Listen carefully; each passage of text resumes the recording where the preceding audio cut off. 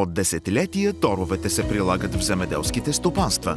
Те имат много имена, форми и размери. Торовите продукти са в помощ на вашите култури, като се разпределят перфектно от торачки Квернеланд. Начинът, по който гранулите на тора достигат до лопатките на разпръскващия диск, условията и физичните свойства определят как всяка гранула достига до местоназначението си на полето. Всички торове се различават по форма, размер и тегло.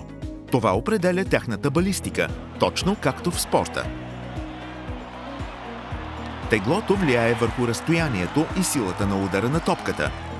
Формата влияе на поведението. А размерът и силата влияят на това колко далеч ще стигне топката и къде ще се приземи. Перфектното попадение е, когато знаете точно как реагира конкретната топка.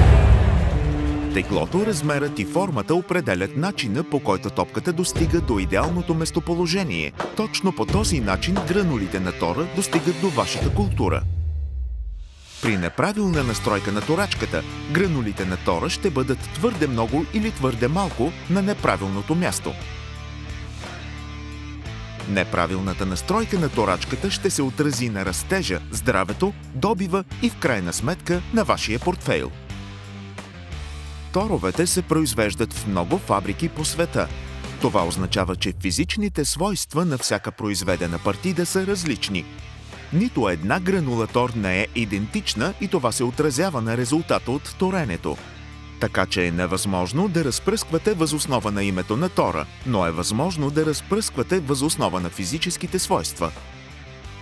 Решението за перфектна схема на разпръскване е лесен за използване инструмент към вашата торачка Квернеланд.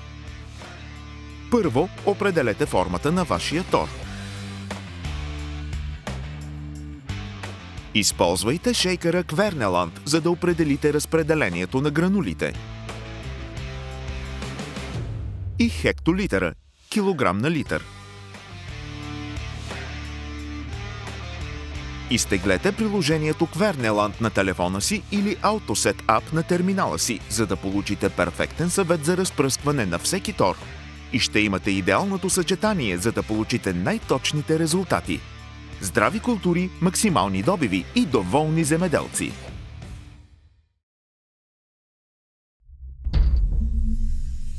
When farming means business.